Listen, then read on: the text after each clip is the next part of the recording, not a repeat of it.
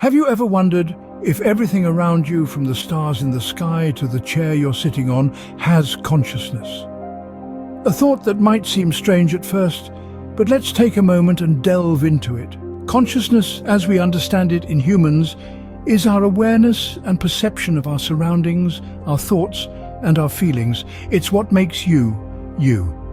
But what if this consciousness isn't exclusive to living beings?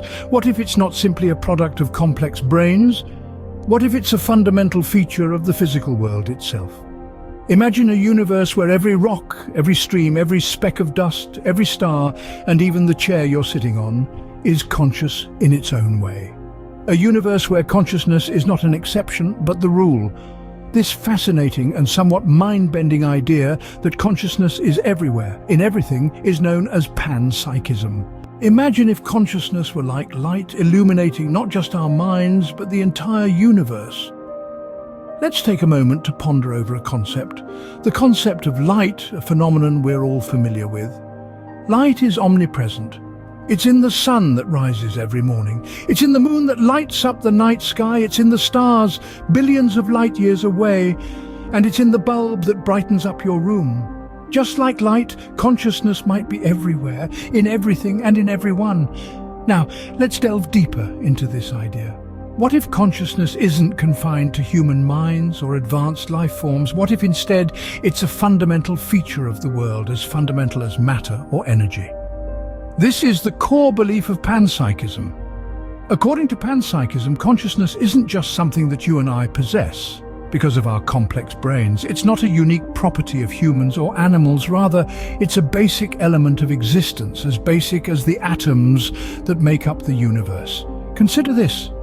If light can exist in a simple tiny atom and in the vast complex universe, why can't consciousness?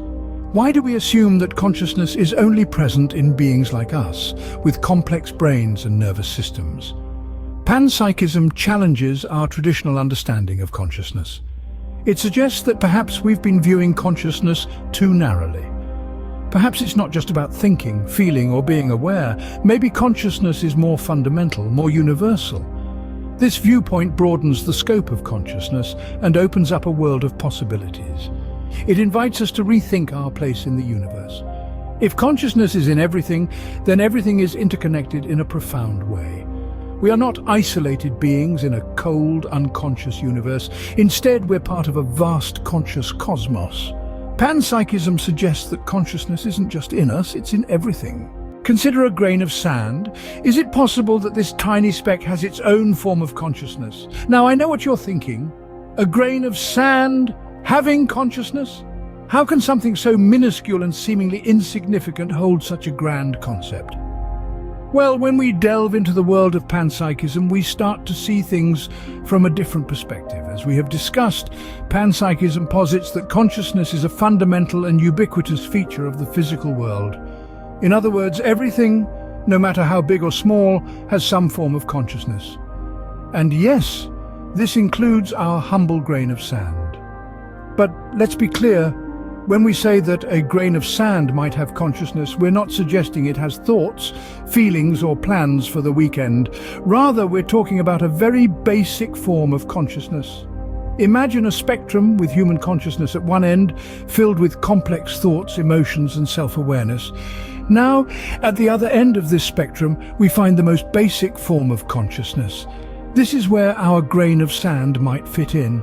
So, what could this basic consciousness look like? Well, it might be as simple as a form of existence, a way of being in the world.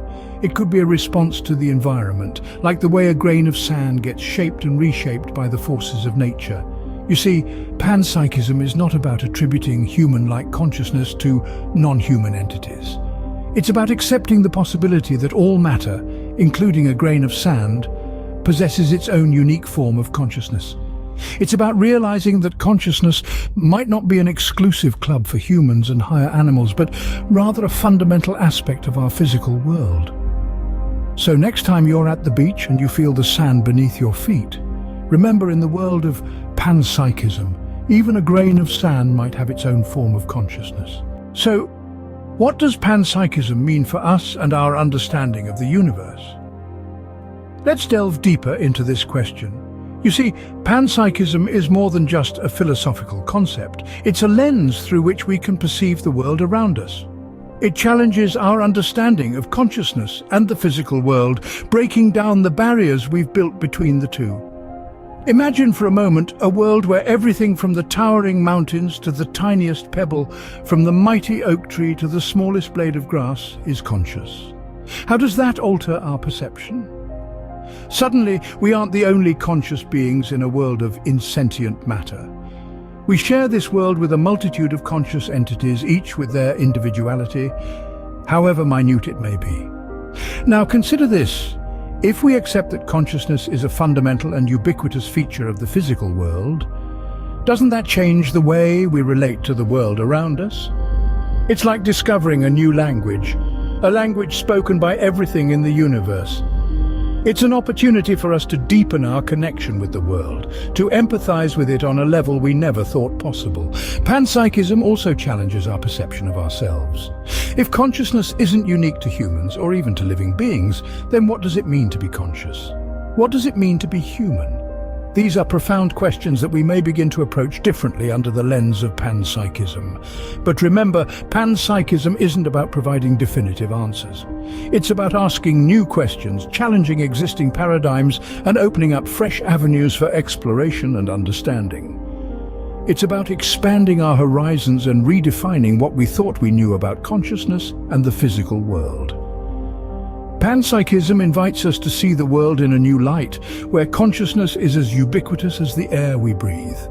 And in this new light, we may find that our understanding of the universe and our place in it is far richer and more intricate than we ever imagined.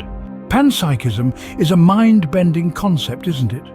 It's a fascinating perspective that suggests consciousness isn't just confined to us humans or even animals, but is a fundamental feature of the entire physical world. We've journeyed through the vast expanse of consciousness, from the human mind to a humble grain of sand. Remember the analogies? The universe as a giant brain, each star a neuron firing away, or the grain of sand, seemingly inert, yet brimming with potential consciousness. It's a new way of looking at things, isn't it? It's a perspective that adds a layer of wonder to the world we live in. Panpsychism asks us to reconsider our place in the cosmos, to see ourselves not as the sole owners of consciousness, but as part of a larger interconnected web of awareness. Next time you look at the stars or a grain of sand, remember, you might not be the only conscious being in the picture. Don't forget to like, share and subscribe for more thought-provoking topics.